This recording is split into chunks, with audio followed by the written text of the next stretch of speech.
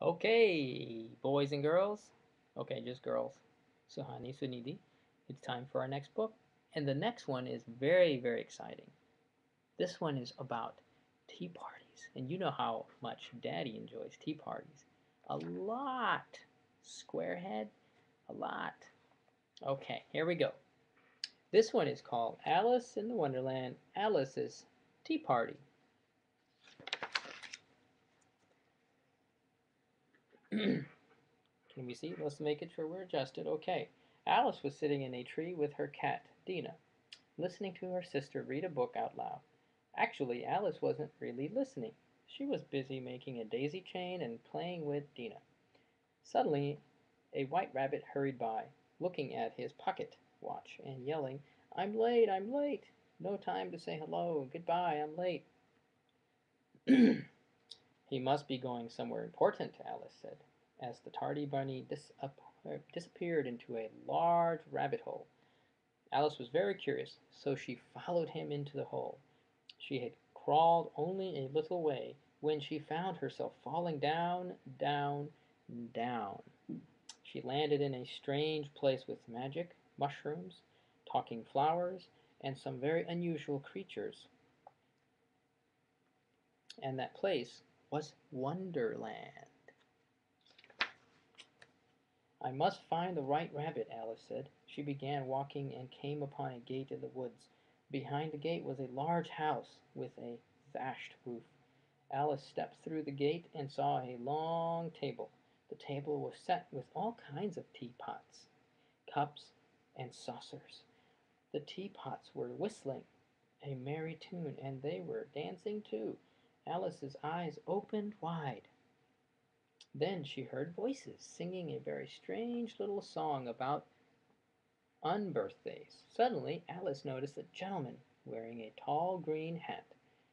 He was the Mad Hatter, and next to him, wearing a red jacket, was the March Hare. Alice was very thirsty, so she decided to sit down. The Mad Hatter and the March Hare continued to sing. When the song ended, Alice clapped. No, no, no, cried the Mad Hatter. Just notice, Alice, you can't sit there. It's rude to sit down without being invited, said the March Hare. It's very, very, very rude, piped a little dormouse from inside a teapot. I was enjoying the singing so much, Alice explained. You enjoyed our singing? Asked the March Hare. What a delightful child, cried the Mad Hatter. Please join us for a cup of tea. He pointed to a cup that somehow became stuck to his elbow. Then the March Hare poured tea into another cup. I'm sorry I interrupted your birthday party, said Alice, reaching for the cup.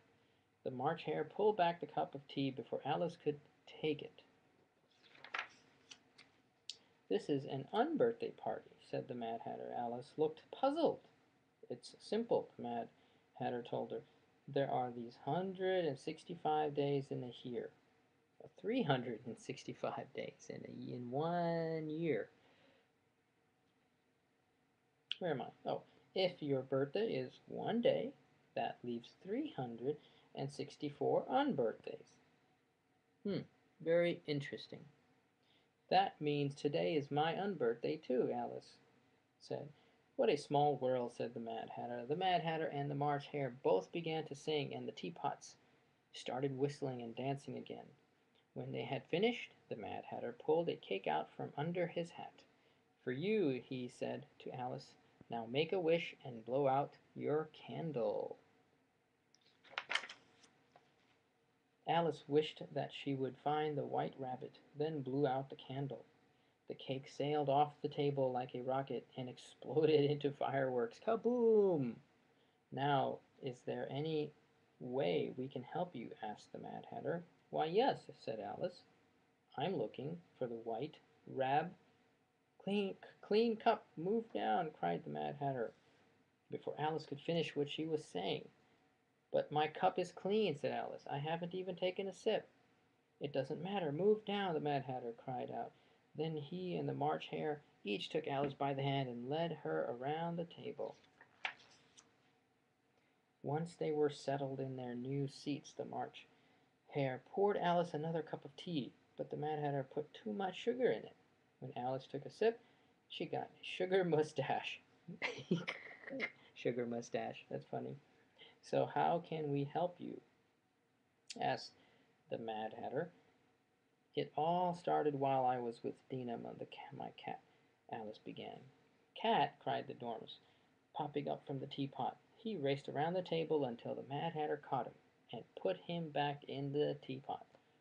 Get the jam, yelled the March Hare. Put it on his nose. As Alice spread jam on the mouse's nose, the March Hare handed her another cup of tea. But as soon as Alice had lifted the cup, the Mad Hatter called, Clean cup, move down. The Mad Hatter and the March Hare each took one of Alice's hands and once again moved her around the table. Continue your story, said the March Hare. Alice was tired of moving down and not getting any tea, but she still wanted to find the White Rabbit, so she continued her story. I was sitting with my... Alice didn't want to say cat for fear she would upset the Dormouse again, so she whispered the word to the Mad Hatter. Tea. Tea. Tea. Did you say tea? Said the Mad Hatter. Is half a cup all right? Asked the March Hare. He used a knife to cut a cup right down the middle. The Mad Hatter poured some tea on one half, and somehow it stayed in. But Alice still didn't get to drink anything because the March Hare took the cup and drank it himself.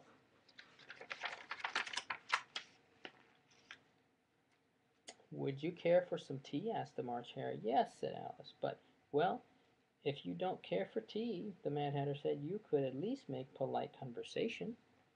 I have been trying, said Alice. I'm trying to ask about the white... Wait, I have an idea, interrupted the March Hare. Let's change the subject. Alice couldn't believe her ears as the Mad Hatter asked a riddle about a raven, and a writing desk. I haven't the time for this, said Alice, rising. Time? Time? Who's got the time? Asked the March Hare. Suddenly, Alice heard a familiar voice. No time. I'm late, said the White Rabbit as he hurried by. Wait, I want to talk to you, cried Alice. She started to run after him, but then remembered her manners. Thank you for the tea. Thank you for the tea. Alice called over her shoulder to the Mad Hatter and the March Hare before she realized she hadn't had any to drink. Well, thanks for the tea party. Alice raced after the White Rabbit. He ran around the corner when Alice made the turn. He was gone. Finally, Alice decided she wanted to go back home. She began to run and run. Suddenly, she was floating through space. The next thing she knew, she was under the tree with her cat, Dina, curled up in her lap. Her sister was still reading to her. Later that day, Alice was telling Dina about her adventures in Wonderland. And can you believe after all that I didn't get to drink any tea? Said Alice. It's certainly not how I would treat a guest. Then Alice got a wonderful idea. She decided to have an unbirthday tea party of her own, where she would make sure her guests got to drink all the tea they wanted. Alice got right down to the planning. Now, whom should I invite to my party? Who do we invite to have party? Mommy, Grandpa, Grandma, Dada, Dada, Grandma, Shudas Dada, Banuba, Foy, Mama, Masima, Masadada, and let's see, the list just goes on.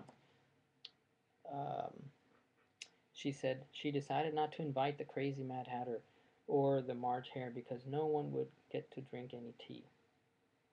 I will only invite boys and girls who have got manners, Alice declared.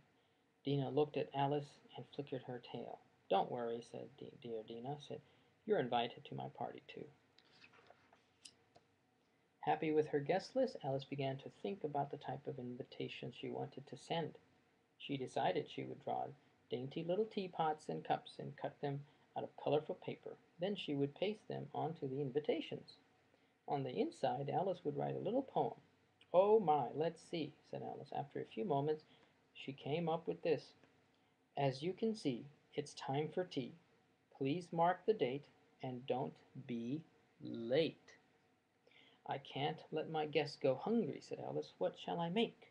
After some thought, Alice decided to make tea, sandwiches with the crust cut off, cinnamon toast with lots of, little sugar, and raisins, a fruit salad served in pretty bowls, and of course lots of berry tea with fresh orange juice and all kinds of healthy stuff. Everyone can have as many cups of tea as they like, said Alice.